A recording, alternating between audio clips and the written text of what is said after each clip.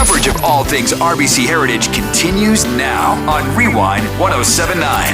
It's the wrap-up show with Daniel Cort and Tom Kinder, live from RBC Heritage. Don't touch that dial. You are at the right place, fans. This is the RBC Heritage wrap-up show. This is Tom Kinder. I'll be with you for the next 4 nights. Along with me, my very able, steady and able wingman, the sweet swinger from Furman, Daniel Cort. Daniel, how are you? I'm great, Tom. And how about them Paladins? Hey, I tell you Getting what. into the NCAA tournament, got to the second round, and you're wearing purple today. So I love those Paladins. And you know what? Before we get into the Masters and everything about golf and the Low Country, you know, I just want to just comment about you and I taking on those 2 Hall of Famers earlier this year. Monty Jett, the Hall of Fame, you know, voice of the Low Country. Kevin King, the South Carolina, you know. he's Mr. Golf in South Carolina. Isn't Yeah, and we took him on, folks. And I told Daniel, you take care of Kevin, I'll take care of mine. Yeah, and we walked away with the prize. Well, we didn't start off so hot as I recall, but we like you've got to do, and we'll talk a lot about this week in golf. Golf is a game of patience and consistency. Yep, I can't argue that. And we made just one more putt than they did that day, but it was a battle royale. But we do have bragging rights for the year. Bragging rights for this year's Heritage coverage. That's right. Kevin and Monty, if you're out there, you're listening, we're waiting for the invite for the rematch, okay? Hey, listen, do we have a leaderboard? I know we had a rain delay, and I know we got half the field still playing golf, but I think we know who the leader is. Yeah, well, for the second week in a row, Victor Hovland shoots a 7-under to be leading. He shot 7 under at the Masters last week to be tied for the lead with Brooks Koepka and Jon Rahm. He does that again. He shoots a 7 under 64 to be 1 stroke ahead of the local Savannah boy Brian Harmon. Left-hander, folks. Yes, sir, and leads the field in putting through round 1. Joel Damon, newly famed Joel Damon from the Netflix series Full Swing, is at -5, and he's joined by Scott Stallings, your current U.S. Open champion Matt Fitzpatrick, and Zach Johnson. How about that? Zach Johnson. Old Iowa boy. Yeah, Iowa boy. He's getting a little long in the tooth, but said he found something at the Masters last week. Finished 34th there, believe it or not. Well, he works out so daggone hard. I mean, if you've ever seen his regimen on working out, it's a feat to behold. I mean, I couldn't do it. Yeah, he's in great shape, and you know, he's a local guy, St. Simons. He's only a couple hours away. He said when he gets here, he feels like he's home, and he's always very comfortable here. Can't believe he hasn't won here yet because he's always got a great record, and because this course, you know, doesn't really favor the long ball hitter, you know, Zach always stands a good chance if he makes some putts. Well, you know what, folks? We've got an action-packed 4 days planned. We're going to hear from Stuart Sink. We're going to have a discussion with the premier golf family of the Low Country. And I guarantee you it's a name that you'll find familiar. 3 generations of great golf. We have a panel of experts that are going to discuss LIV Golf and its relationship with the PGA, both now and going forward. And we're also going to talk to one of the area's best golf clubs, about how they go about meeting the expanding requirements of golfers here in the Low Country. So, and we've got a lot more. In fact, we've got an interview with Shane Knight, Victor Hovland's Shay Knight, yes. Shay Knight, Victor Hovland's caddy. So that should be something to look forward to. But we've got all that coming up. But you know, right now, let's just take a look at the Masters. I mean, before we go anywhere, Jon Rahm was a machine. He just never let up with his putter. And you know, I looked at Rahm, and strokes gained tee to green, he's second on the tour. You add putting, he's first. And it's just amazing to me how well he played. And even though we had 3 of the 5 finishers all LIV golfers, boy, you know, I tell you, Jon Rahm just never gave up, never let Phil Mickelson or anybody come in there and take it away. No, he's known for his power, but he's clearly become one of the elite players on tour because of his short game. So at the Masters, you're on a knife's edge there. And it is truly, obviously, placement off the tee and distance is critical, but the winners usually are the guys that can control their nerves and their hands around the green. He really, if you look at how he executed his way around the back nine on Sunday, he played the course strategically in a flawless way, very much like Tiger Woods played it in 2019, not trying to overpower, playing placement golf, putting it in the correct spots on the green, which is what you really have to do here at Harbour Town. But, you mentioned the three top 5 live finishers. What's interesting to me about that, one of them obviously was Brooks Koepka. That's not a big surprise there, given his prowess in majors. He was very healthy. And he's healthy. But the Masters is the other two are past champions, Phil Mickelson and Patrick Reed.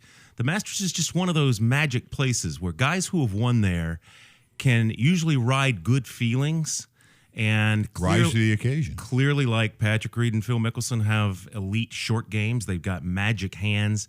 And so I think that's a little bit of an anomaly, because if you look at the rest of the live guys, they were way down the board. I actually kind of thought that Koepka had the advantage, because he was able to get off the course when everybody else was struggling with rain and it was wet. And you watch these caddies dealing with rain suits and umbrellas and towels. And I thought to myself, you know what?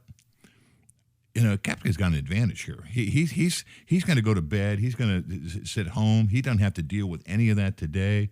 Might have to deal with some of it the next day. But I actually thought that he was, when we had the inclement weather, Brooks Koepka looked very strong through that. I mean, just very, very strong. But it was fun. I will tell you this on a side note: Augusta National sold a ton of umbrellas. And they were all this ugly green and white checkered thing. And I saw the players. They all had these umbrellas, Titleist black with kind of a purple edging to it. Titleist Pro V1. It looked beautiful. I looked on Amazon. I ordered one. Okay. They only had 9 left. I've got one of the 9, big boy. And so I thought that was pretty awesome. Well, let's hope you don't have to use it too often. We did get a little rain here in the first round today. I was at the Masters on Saturday, Tom, and for 2 years in a row, I've been to the Masters, and it hasn't gotten above 50 degrees yet. It was pretty miserable. It was tough watching Tiger Woods play. Weather is always a factor. I mean, we're an outside sport, and especially here at Harbour Town, where you're also always going to have to factor in the wind if you've got systems moving around. Well, when I have one more story for you that I hesitate to bring this up only because I know there's probably a lot of Gary Player fans out there. But, Gary Player asked Augusta National if he could bring his grandkids out on the golf course. And they said, I'm sorry, but no, we don't allow that. We've got lots of people with lots of grandkids, and we open the door for you. We have to open it for everybody, and we're not going to do that. Meanwhile, there was a ball marking incident with Morikawa, and then there was the accusation or the concern over Brooks Koepka flashing a 5 sign as if I used a 5-iron on this one particular hole to Gary Woodland, which is illegal. And you don't really hear about potential infractions. Turned out the PGA looked into it. Neither one of them were infractions. They let them go on. I did see the Morikawa ball marking incident, and it looked like, the shell and the peanut, and you're moving it around. It looked very strange, but at the end, I don't think he advantaged himself at all.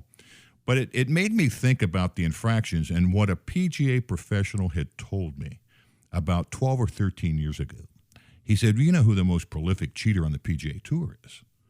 I said, no, I have no idea. He said, it's Gary Player. That's I know, it shocked me. It shocked shocking. Me. And so, because of those infractions, I went to the internet, I Googled it, and oh my gosh, there were controversy after controversy after controversy involving Gary Player against the likes of Jack Nicklaus and Tom Watson. Got into a big argument about him advantaging himself by eliminating a leaf behind the ball. And these articles weren't. It wasn't the Island Packet. It was the New York Times. It was Golf Digest. It was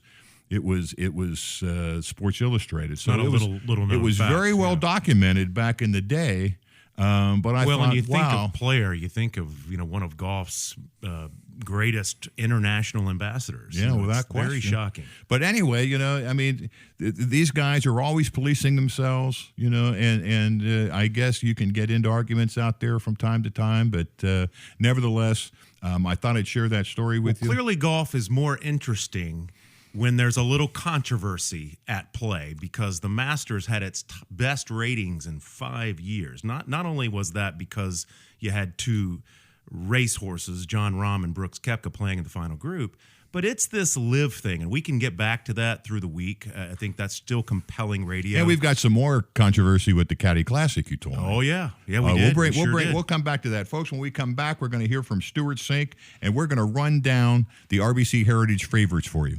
We'll be right back. More with Cort and Kinder in minutes from the 2023 RBC Heritage on Rewind 1079.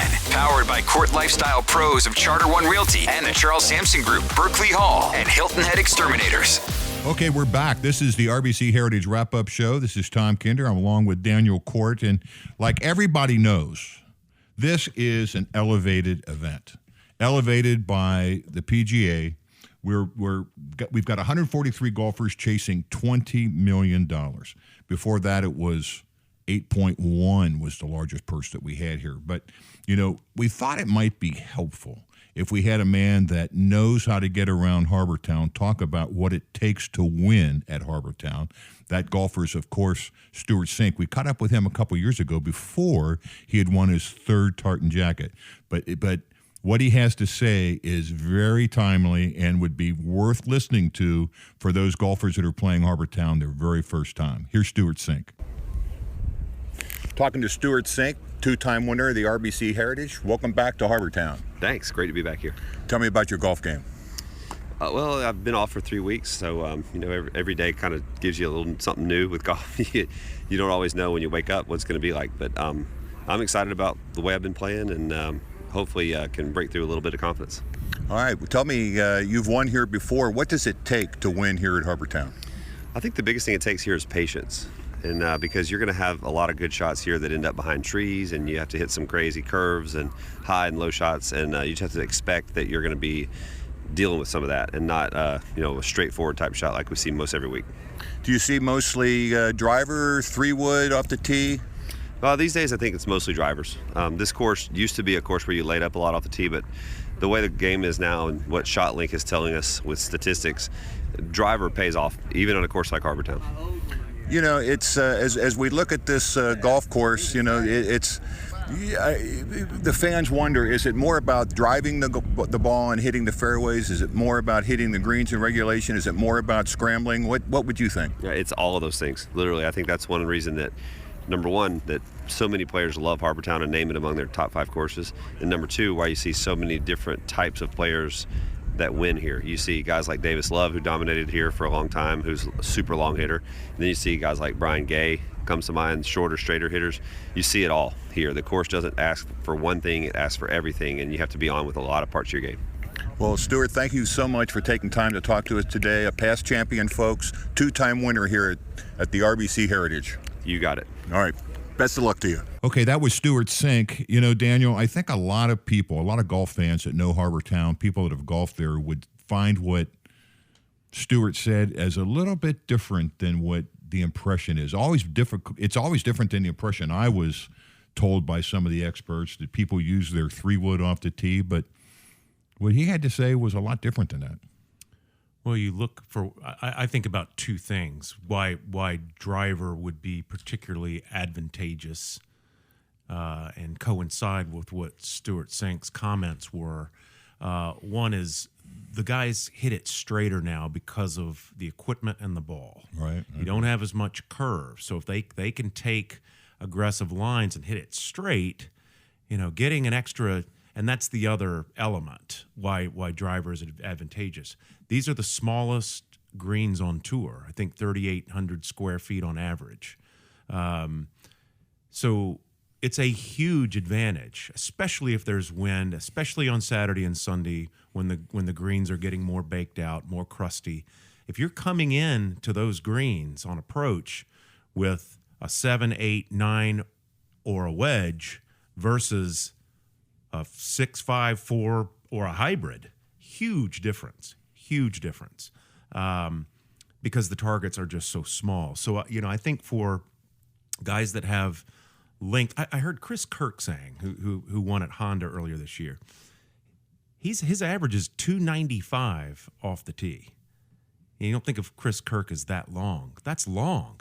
But he said, I'm in the middle of the pack.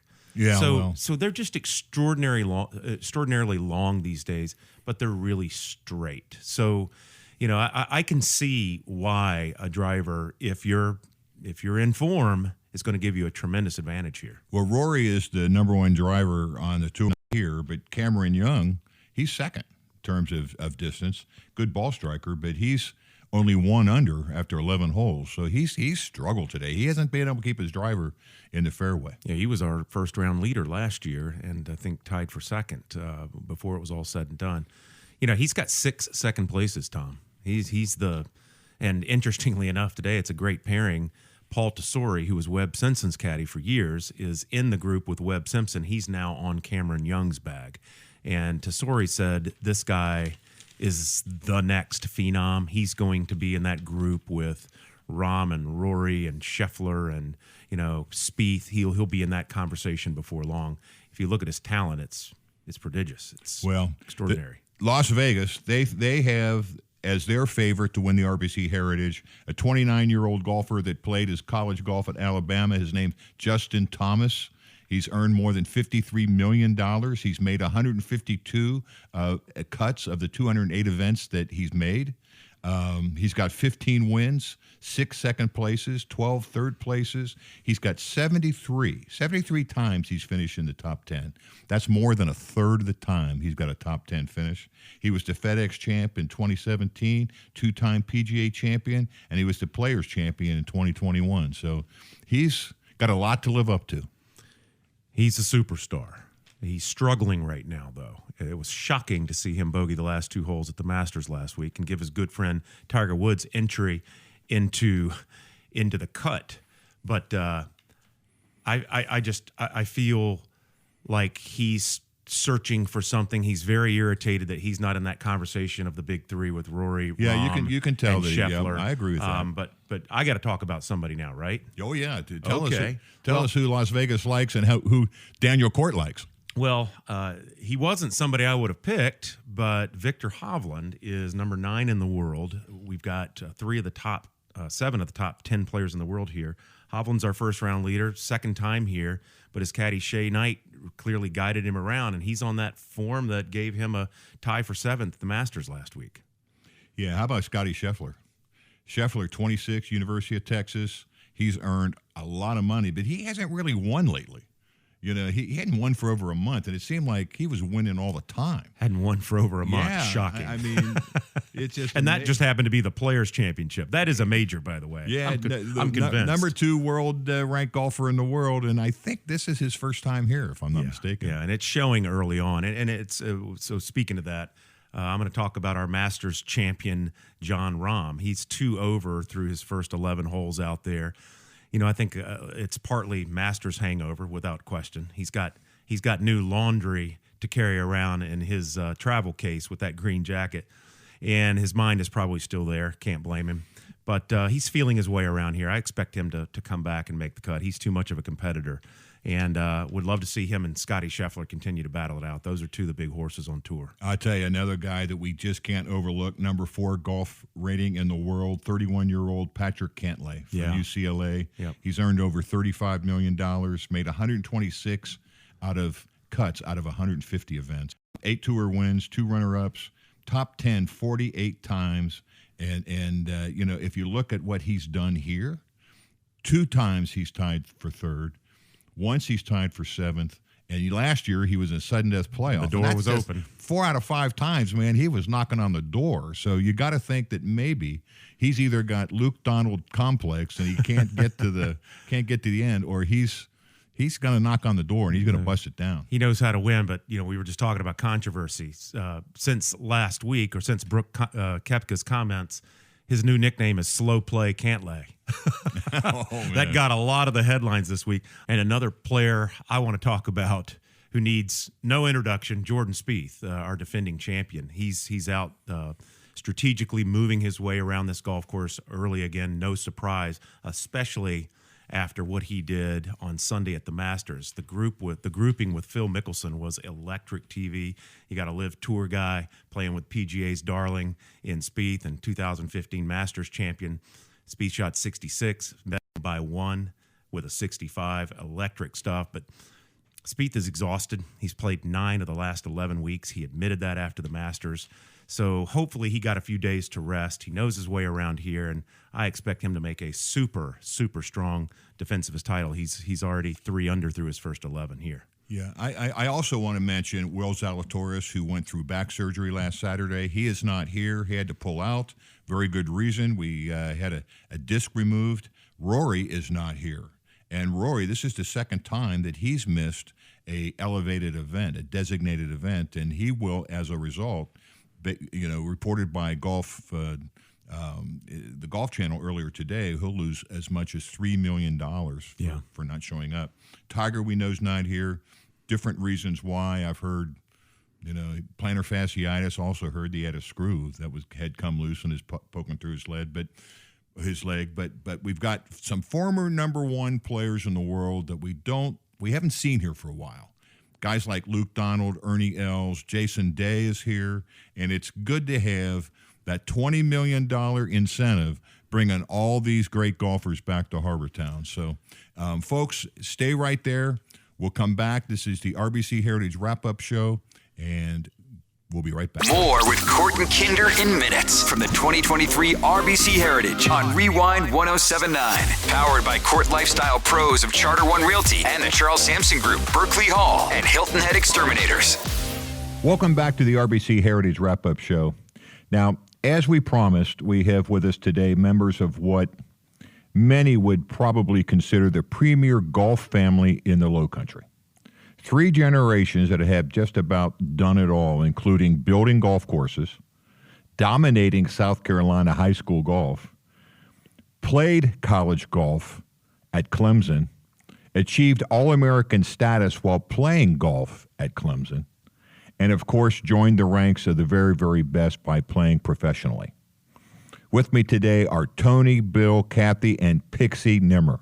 Okay, Tony, Bill, Kathy, Pixie, thank you so much for being here. We are excited to have you. Last year we talked to Bill and Tony about the Thomas Hayward championships that they had. They had so many state championships they couldn't count them all.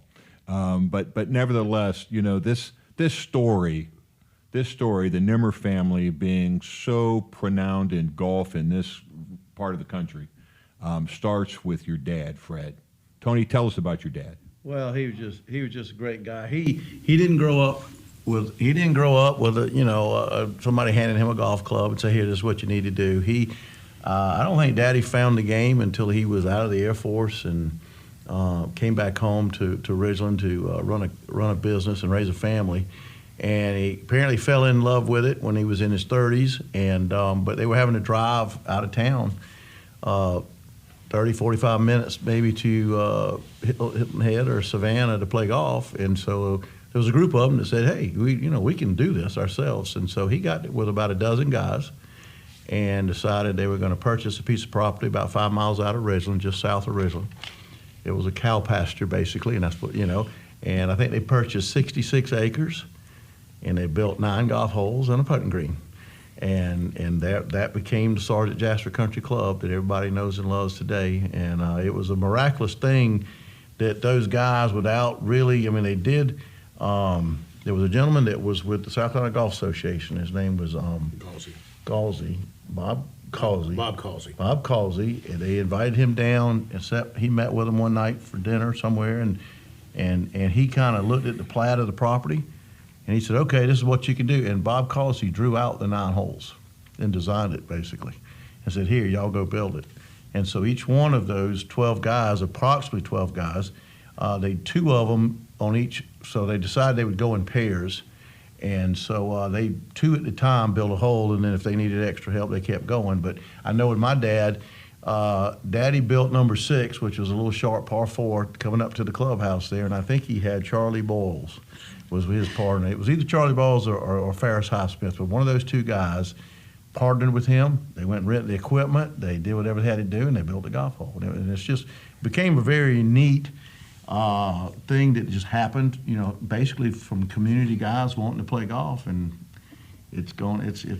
Well, it wasn't long after that they put a swimming pool in, I think, didn't they? They did. They built a nice clubhouse. At the time, it was pretty good sized clubhouse, about 3,000-4,000 square feet. Had a nice ballroom on one end of it. So, and then they added a pool, a nice big swimming pool in the back. And that kind of came when they added that pool. That really became like the community place. A lot of people who didn't even play golf wanted to be part of that. So they became members, and they were able to send their kids out to the pool, and it was just a great thing for the community to have because they didn't have anything like that at all. Yep, Bill put a couple of tennis courts in. So such a small community. We had very few social resources, Right. so it gave us something to do. And one really remarkable thought that I have about the Sergeant Jasper is all of the people who played out there as young students and became very involved in golf, taught golf, maybe some played professionally, golf instructors, a lot of golf pros. I've heard golf pros mention it before. Hadn't Well, Lucas Glover, didn't he play out there before? Well, Lucas came by, I think, during the Congaree event, but one of our more noted guys that came out of there was, and we talked about this last year, was a gentleman by the name of Puggy Blackman. Right. Puggy ended up being head golf coach at Georgia Tech, and he was David Duvall's coach for a while, and then ended up being the director of golf at the University of South Carolina for many years and was a head golf coach there. And so he was one of our, I guess, larger success stories. So Ridgeland is full of great golfers now as a result of the work that your dad did with his Well, buddies. most of them have moved away. A lot of them moved away, but it was a training ground of that generation in the 70s and 80s of a lot of guys that ended up being club pros, golf course superintendents. I mean, a dozen or more came out of that little club. Now, Bill, you told me there was a celebration in Ridgeland just today that mentioned your dad. Just today. So they actually named a new baseball facility, baseball stadium at Thomas Hayward Academy for Dad today, Fred Nimmer Stadium. Well, I tell you what, if the Bengals ever play there, I'm coming. All right, now these guys go off to Clemson, and they make the team out there. And did you all go out to watch your brothers play golf at Clemson? Yes, I can remember probably back in 1982 or 1983, we flew to California to Fresno to watch Tony play. So we would follow when we could. Yep. Yeah. There wasn't near as much of that traveling as there is today, with the kids. But yeah, they did. They supported us whenever they could. Tony, it make you nervous when you've got your sisters out there watching for you? Oh yeah, always, always. You won't let them down. So I just relating that, and Bill knows that. I can relate with what Bryson goes through now because we all. I mean, he had a crowd Sunday, didn't he? Oh, I don't even know how Bryson does it. I really want to come back to Bryson because I've tried to imagine myself in his situation with half of the city of Hilton Head and Bluffton and Ridgeland all cheering him on. And that first year he had to wait till a 10 after 1 start tee-off time. Mm-hmm. I mean, I would have been a caged animal. It would have been tough. You can use the crowd to your advantage if you can learn to do it, or it can drive you crazy. Those people there pulling for you can bother you, or you can somehow turn it into a real positive. It would drive me crazy. I'd be to learn scared. to do that. But Tom, kind of circling back to the foundation at Sergeant Jasper and our dad and the other gentlemen in that community, we had a guy, an old coach, a golf coach by the name of Mr. Gary Tate. That's right. You didn't appreciate it then as much as you do now, looking back. But the amount of time that those gentlemen spent working with the youth, taking them to golf matches, volunteering to be golf coaches, mm-hmm. taking time off work, away from their families, mm-hmm. to show us about the game of golf and teach us and help us get exposed to that. You didn't appreciate it. They were the greatest generation. They were. No everything they did was for others. Yep. And I bet I could name you off. And it's a shorter golf course, and it was, it's not real difficult on the slope, but I bet there's 50. I bet Bill and I could both name 50 people who came to that club, whether they continued with golf or not, that were scratch golfers. Oh, sure. 50 people or more that came out of that club as a scratch golfer, and that's just like wow. Compared to maybe 150. There were a third of the guys that played there regularly Got became really scratch good. golfers. Well, I mean, Yeah, those of us that live in the Low Country, I mean, we think of the Nimmers, but we think originally as being the center of the universe for golf, all because of your dad. There was nothing else to do. Actually, Sunday watching Bryson, I met somebody I'd never met before, Jay Saxon, and he said. And he said the same thing Bill just said. He said, I appreciate it now, what your dad did for me. He said, and I can see those same mannerisms in Bryson. He said, you get over a putt and you back off. Fred said, always put your hand on your hip and think about it, get your nerves out, and then get back over your putt. And he said, that's how he taught me, and he said, I can see Bryson doing that. And he said, I didn't appreciate it then, but now I'm older, I really appreciate the time he took with us. All right. Well, okay. Now that you've got their microphone, Kathy, Pixie, I want to zero in. You were golfing a lot as kids. You went off, had your families, and then came back to golf. And you're playing again today? My sister, Pixie's the one that taught me into it. We took about a 35-year break. Well, Kathy was actually on the Thomas Hayward golf team. I was not ever even on a golf team, but I did learn to play back in high school. And then with education and work and family, I was so busy I had no even thought about playing golf again until I retired in 2020. And then 2022, the beginning of the year, the thought popped into my head that I wanted to learn or play golf again. So I put it on my to-do list, and I somehow was dedicated to doing it. And when I started, Kathy turned around and said, whoa, don't leave me in the dust. I'm going to do this too. So, it has been a great experience. I think it has been fun, definitely challenging, and very humbling. It gives us a lot more appreciation for what all the guys out there, on TV and on Sunday afternoon are going through. It can be very challenging. But the biggest thing it's done for me is just, I think, the social aspects of it at my age, and the nicest people who have been so welcoming and said, well, of course, the guys here were our biggest instructors when we got started again, but so many people who have just said, yes, come on and play. It doesn't matter whether you're any good or not. We're here to have fun. And they tell me that too. We've been right. Anyway, I've been hooked, and I think Kathy I have has been too, and we were very nervous about it. But Tony and Bill said we need to all play in something together. Oh, yeah, this was great. So tell them what we played in. Okay, so there was a benefit tournament Boys and Girls Club is very cool. out at Palmetto Bluff about a year ago, I guess, for the Boys and Girls Club. And Bill signed us up, and the four of us went out as a team. And we have got some great photographs from that day. And I thought at the end of the day, there are two angels in heaven, our parents, who are ecstatic today. I mean, this would have been everything coming full circle to them. The family that golfs together stays together. Apparently, so far. And that's pretty much what I was going to ask, is that are there times when, you've got a golf club in your hand and you'll think back to your mom and dad? Oh, yeah. Absolutely. Almost every time.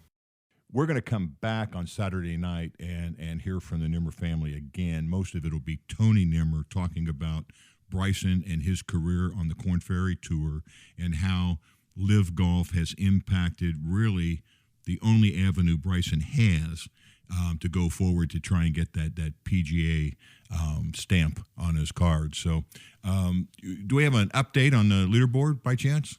Sure do. Yeah, Victor Hovland's still our leader at -7. He leads Brian Harmon by 1, who is at -6. We've got 6 players at -5. Joel Damon, Scott Stallings, Matt Fitzpatrick, Zach Johnson, Aaron Rye, who's on the course 5 under through his first 9 holes. That's the hottest round in the afternoon wave, and Jimmy Walker showing up at -5. That's a surprise.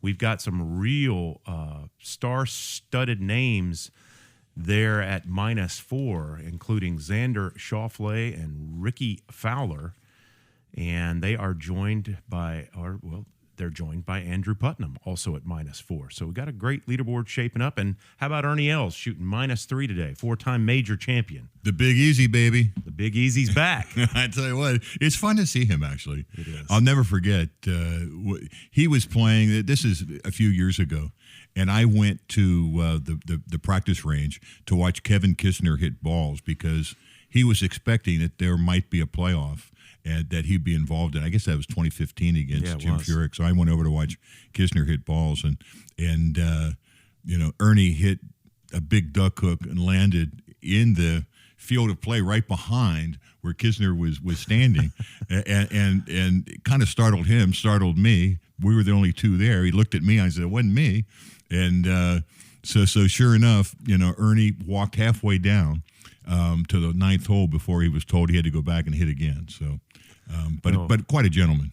He is, and he's always loved playing here because they do the big charity event for autism. Oh yeah, here, and a lot of the guys always wear their blue in honor of that charity, and it's obviously for a great cause. And Ernie's lives that with his child. So great to see him playing well. He's a legend, and that swing, I never tire of watching that swing. Okay, when we come back, we're going to go through the leaderboard one more time. We'll talk about some surprises that occurred today and which holes played the toughest, which ones played the easiest, and that in itself is also kind of a surprise today. And we'll update you on some of the favorite golfers that are on the tour that were talked about earlier and how they scored today. We'll be right back. More with Cort and Kinder in minutes from the 2023 RBC Heritage on Rewind 1079. Powered by Cort Lifestyle Pros of Charter One Realty and the Charles Sampson Group, Berkeley Hall, and Hilton Head Exterminators. Okay, welcome back. This is the RBC Heritage Wrap-Up Show. This is Tom Kinder. I'm here with Daniel Cort. Daniel, do we have any movement on that leaderboard? We do have some guys moving here in the afternoon, Tom, including Jimmy Walker and Aaron Rye. Jimmy Walker, former PGA champion, well documented that he suffered from Lyme disease for 3 or 4 years, and it almost ended his career. So great to see him on form as he is 5 under here in the afternoon wave and only 2 back of Hovland's lead. Aaron Rye is 5 under as well in the afternoon, but Hovland is still our leader at 7 under, followed by Brian Harmon at 6 under. Host of players at 5 under, including Joel Damon, Matt Fitzpatrick, and Zach Johnson, as well as a few others. We've got stars Xander Schauffele and Ricky Fowler at 4 under, and a bunch of guys, including former champ Matt Kuchar at -3. Okay, I want to make sure that our fans out there, we are going to play part 2 of the Nimmer family's, recording on Saturday night, and most of it entails what it's going to take for Bryson to finish out his Korn Ferry career to get to the PGA, and it's pretty interesting information. Now, you know the Nimmers. I mean, they're a wonderful class family. Known them a long time. Bill and his wife Susan, and Tony and his wife Patsy, and of course everybody around here that's follows golf knows about Bryson and his star career, All-American career at Clemson. Four-time Four-time All-American, yeah, and the ACC Rookie of the Year. Yeah, I remember him when he was just a little guy in the media area, helping with shagging balls on the driving range and working food and beverage inside the media tent there. Just a wonderful young man. No surprise being raised by such a great family. They're just they've got a long legacy here in the Low Country. They know how to grow grass for sure, and read it, no doubt. And yeah, they know all about all things grass, and they're just Tom. It's a great interview. It's wonderful to tell these local stories for our listeners who may not be as familiar with what we do here. We're a lot more than beaches and golf here in the Low Country. We're about community. Well, absolutely. And going back to the leaderboard, I this morning we had some just incredible rounds. By 11 o'clock this morning, Daniel, I looked at the top 10 players on the leaderboard, and there was just one bogey, just one, and it was Scott Stallings, who had overshot his approach shot on number 12, but a number of different perfect days. Victor Hovland, perfect on the day. Brian Harmon, perfect on the day. Joel Damon. I mean, Joel is famous from Full Swing, and I really never followed him much until Full Swing, and he kind of seems like, I remember his quote, there's got to be somebody that's the 99th best player in the world. It might as well be me. But he also, just a great day today. And there's not much you can say about people that had a unblemished scorecard, no bogeys and just nothing but birdies all day today. They were shooting darts and they were scoring. Yeah, well, what's the old commercial? What did the old commercial used to say? These guys are good. Yeah. They really are good. And you mentioned Joel Damon. I mean, he's a unique character. He wears the bucket hat with the cancer logo on there because he's a cancer survivor himself. Has the mustache, the 70s and 80s mustache going. And he's probably the most self-deprecating character on tour. He loves to talk down about himself, but a lot of people forget it was last year that he had a really good chance on the back nine, going head to head with Matt Fitzpatrick to win the U.S. Open. So that is very much covered as part of the Full Swing documentary on Netflix. I mean, if there are listeners out there that haven't yet seen it, it is worthwhile because you get to see these guys up close and personal and all their demons that they have to deal with to go out there and play this level of golf. And, you never would have thought as a result of that second episode that Brooks Koepka would be able to resurrect his career and go out there and fight to the finish at the Masters. Well, it shows the human side of these guys. They have the same doubts. They're really talented. They're really well prepared. But they're human. They have a lot of the same doubts and frailties and insecurities that we all do. That's an interesting point. And I know you've got some information you want to share with us, but let me just say this. I played in 2 Pro-Ams, and I asked 2 different LPGA golfers on 2 different days the same question. I said, what's the most important thing you had to learn to become a great professional? And they both said the same thing a day apart, and neither one of them would have known that we had this conversation. They both said, I have to erase my negative swing thoughts before I swing.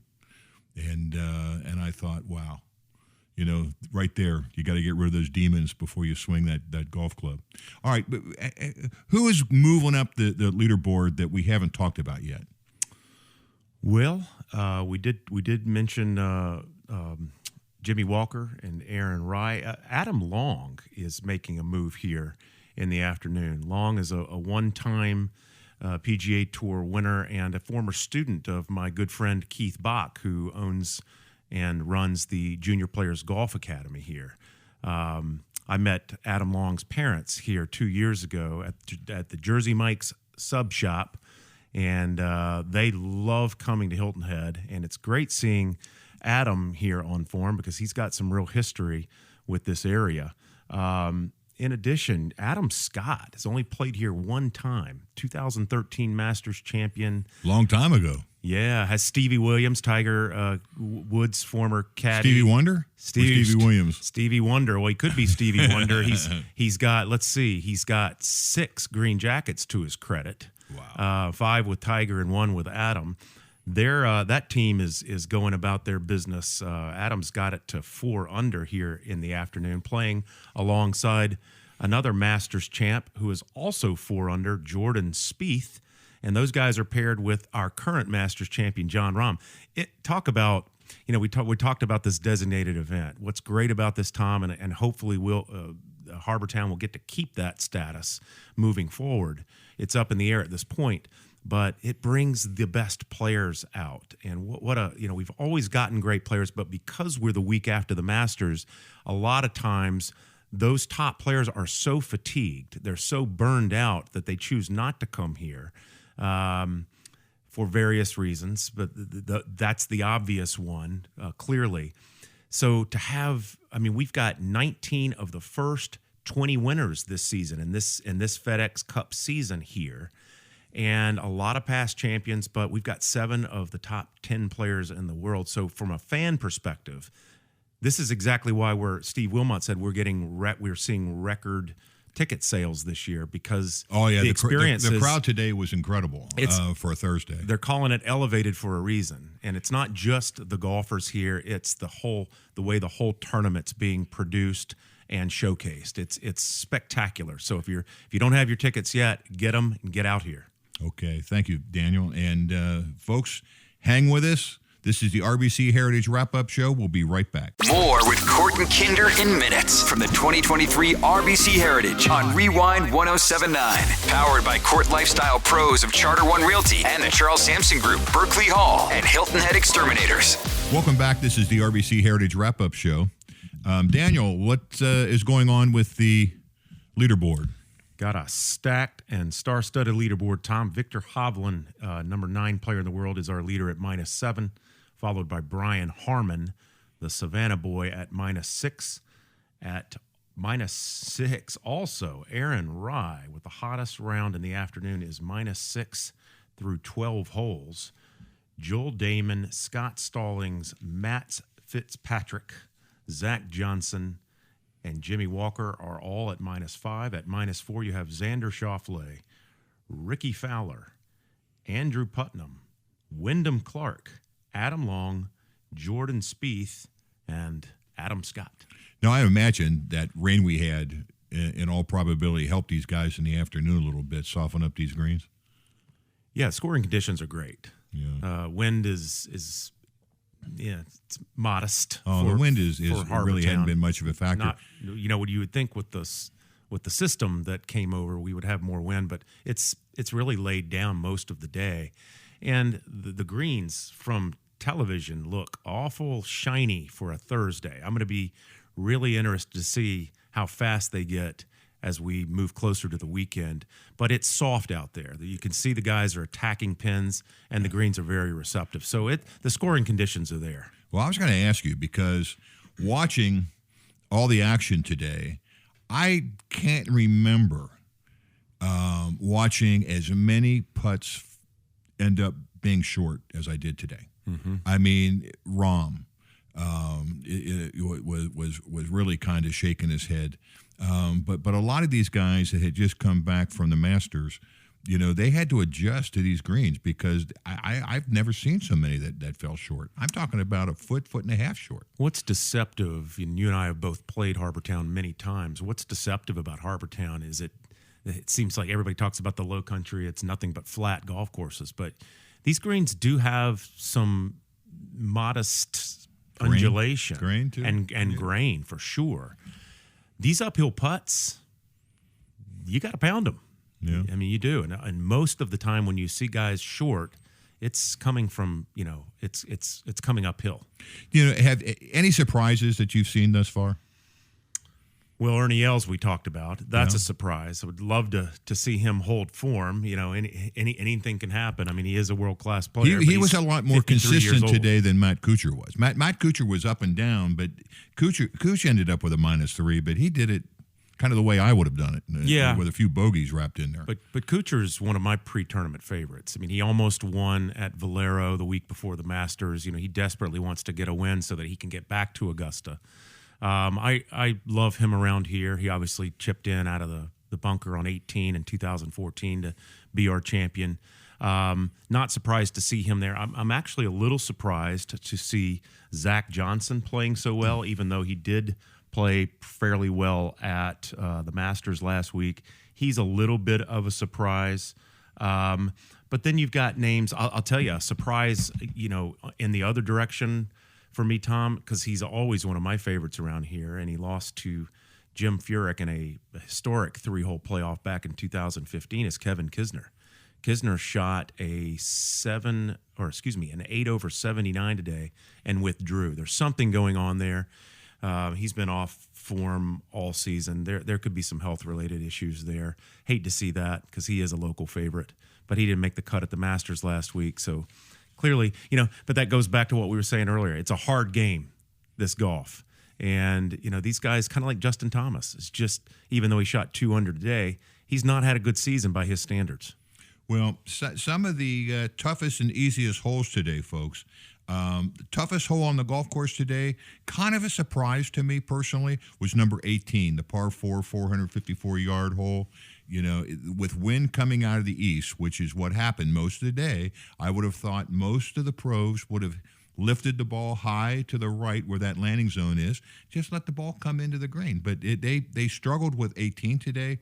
Number 3, almost always tough, just a long par 4, 470 yards. That was the second toughest hole today. The easiest hole historically has always been number 2. Mm-hmm. I've been doing this is the 18th year. This is the first year that number 2 is not the easiest hole. It was actually ranked 13th today. But the easiest was number 5. So the extra 25 yards they added to that hole really didn't materialize into anything. And the second easiest hole, number 9, par 4, 328 yards. And I tell you, the guy that played that hole like he was a violinist was Victor Hovland. Mm-hmm. He hit a 301-yard drive to the left side of the fairway. Pin was tucked, middle left. He just hit a little 29-yard cut shot, landed about 5 feet from the hole, made the putt, and walked off with the best round of the day. Yeah. And so anyhow, those were the 2 easiest holes. Any updates on some of the favorites, some of the guys we talked about earlier today? I'm talking about guys like Spieth. I'm talking about Morikawa, who's always tough here. He's just a great iron player. In fact, I want to say Las Vegas had him 3rd in terms of collecting money from the bettors that like to bet golf. How about some of the more favorite guys, and how are they doing? Yeah, I'm going to talk about some of the world's top 10. I'm also going to talk about just some players that are just generally popular and fan favorites.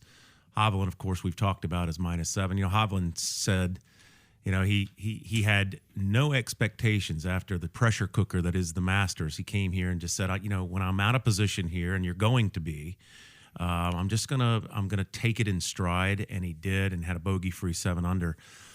So he's still our leader. Xander Schauffele, I like Xander every time he puts a peg in the ground. He's just that good. He's gold medalist. Schauffele started on the back 9 today, and I purposely looked to see how he would play 14 and 17. You know how you and I have always talked about the par 3s here. He birdied both of them. Wow. So did Victor. That's gaining a stroke and a half on the field, if not right more. there in the beginning. Yeah. I love Xander around here. Ricky Fowler, it's been really resurgent this season. He had pretty much fallen off the golf planet over the last couple years, made some swing changes. He would be an extremely popular champion if he were to hold form and get it done on Sunday. Jordan Spieth making a great defense, and no surprise coming off his finish last week at the Masters. What's interesting about Jordan Spieth is he's -4 as he gets late into his first round. He was -4 late into the first round at the Masters last week, and just said he lost some concentration. He felt some fatigue, so I'm sure he's learned from that, and he's applying that to what's going on here this week. Scotty Scheffler, everybody wants to hear about him, his first trip here. He's doing what Scotty Scheffler does. He's just kind of hanging around. He doesn't have his best stuff. He didn't have his best stuff at all last week at the Masters and finished 10th. Are you kidding me? I don't mean to interrupt, but I got a Scotty Scheffler question for you. We talk about Rory's power game. We talk about Morikawa and Schauffele and how good they are with their irons. We talk about Jordan Spieth and how streaky he is, how good a putter he is.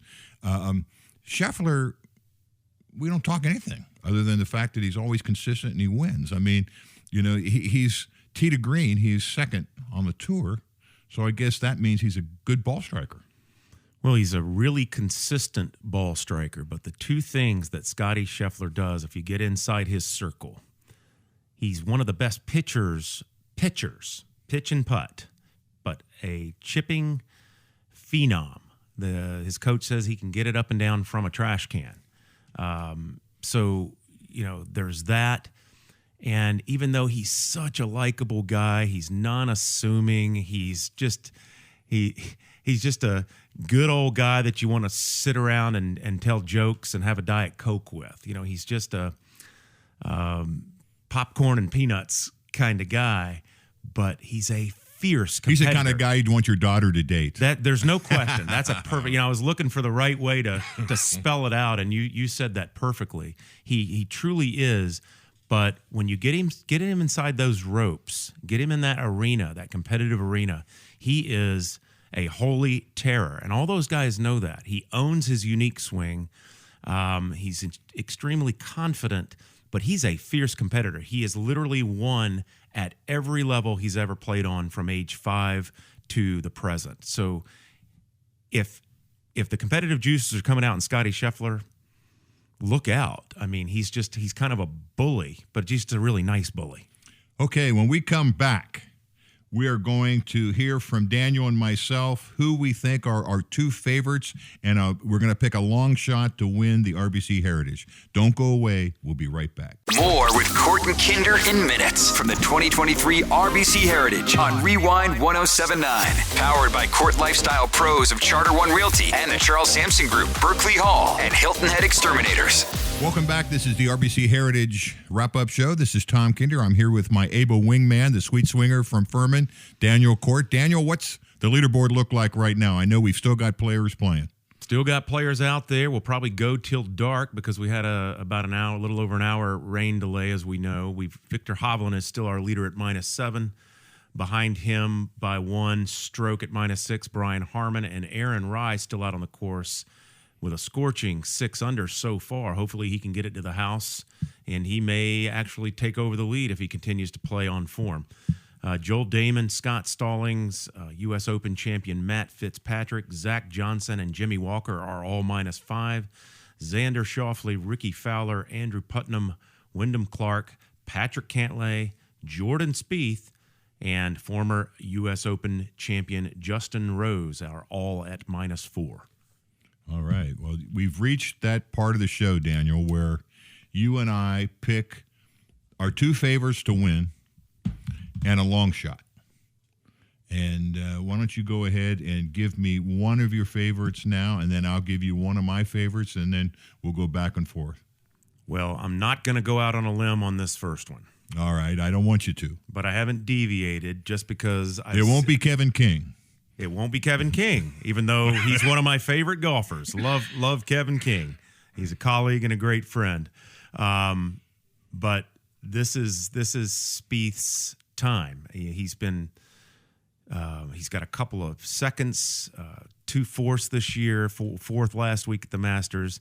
Admittedly, very exhausted from playing too much, but he's found his putter, and he found it late in the round, or in the middle of the round at the Masters last week. I like him to defend here a lot. I also like, less going out on a limb, I like Matt Kuchar. He hasn't won in a while, but he's been playing very well, did very well in the match play yet again this year. Almost won at Valero. Loves it around here. Got his family here. They have a great time. So I like Matt Kuchar. I like those two guys as my favorite. And my long shot, and again, not because I've seen the leaderboard, he's at -3 with about 3 or 4 holes to play, but I like Denny McCarthy. The guys on tour say this guy is the best putter out there. You don't hear a lot about him. He's kind of an understated guy, hits it pretty straight, and has had a couple of very high finishes this year. I like him to maybe sneak in there and get a tartan jacket. All right. Well, those are all good picks. My number one is Patrick Cantlay. And you know what? He has a resume here that looks a lot like Luke Donald's. All these tied for thirds, tied for seventh. He's always in the top 10 here. Hasn't gotten over the finish line. Last year, he almost did it. Almost did it. Got beat by Jordan Spieth in sudden death. Very much like Luke Donald. Luke Donald got shut out by Brent Snedeker. I think it was in 2011, maybe 2012. Yes, 2011. So I like Patrick Cantlay, and I think he's like a machine. You don't see much emotion from him. He's always focused and has the ability, I think, to just rise to the occasion, rise to the shot that he needs, and that's what it's going to take here. And he's got 5 previous experiences here that he can draw upon. And he played well last week as well. Without He's on question. form. Yeah, I totally agree. The other player that I'm rooting for, more rooting for than I think that he actually has a chance to win, but is Joel Damon. Yeah. I loved him on Full Swing. I think that if he could win here at Harbor Town, now I want to say that the last time I looked, he was at 5 under. I assume that's where he is. He's there now. But at 5 under, he's had a really good round today. He can, he seems fearless to me. He's not afraid to make mistakes, and you're going to make mistakes at Harbor Town. But I'd really like to see him win so that we can see Full Swing 2.0 and see him on there. Now and tomorrow we can talk about his caddy Gino Bonelli, who also became famous through the Full Swing Netflix series. Well, there you go. But he lost in the playoff in the Caddy Classic, and there was some controversy, so we can talk about that tomorrow. Oh, that's definitely going to be talked about. My long shot is a person we haven't talked about for a long time. A Duke golfer, 44-year-old Kevin Streelman. Mm-hmm. He is lights out with irons. He's a great iron player, and he hasn't been here for a while. But I'm looking at him. He's at 1 under right now. If he gets hot tomorrow, maybe he could move up the leaderboard. But I'd like to see Kevin Streelman do well. I've interviewed him a number of different times. Big Cubs fan. He is more comfortable talking baseball than he is golf. But those are my picks thus far. Now, tomorrow, we've got more weather moving in. Yeah. More weather moving in. So if you're coming out, folks, I suggest you get here early. We're expecting another big crowd, but there's going to be weather coming up tomorrow that could be iffy, but that's why they're working so hard to get this thing under, get this thing done tonight. The weekend's looking pretty good, though, so far. All right, tomorrow, Daniel, we've got a number of different interesting stories. We're going to talk about the Full Swing Netflix series. We're going to talk about the impact Live Golf has had on the PGA and the Heritage. We've got a panel of golf experts that we've talked to that are going to share their thoughts regarding Live and where it might end up going. We've got, Victor Hovland's caddy that we're going to try and get in tomorrow. That's Shea Knight, and he's done a wonderful job. He's been a caddy for 15, maybe 16 years. He knows this course so well. He's played with a number of great golfers that have been here a number of different times, and no doubt Victor is tapping into that knowledge. So we've got a lot of really great things coming up tomorrow night. We hope that you'll join us. Again, this is Tom Kinder on behalf of the Wrap-Up Show and my buddy from Furman, Daniel Cort. We'll see you tomorrow night. We'll see you tomorrow night. We'll see you tomorrow night. We'll see you tomorrow night. We'll see you tomorrow night. We'll see you tomorrow night. We'll see you tomorrow night.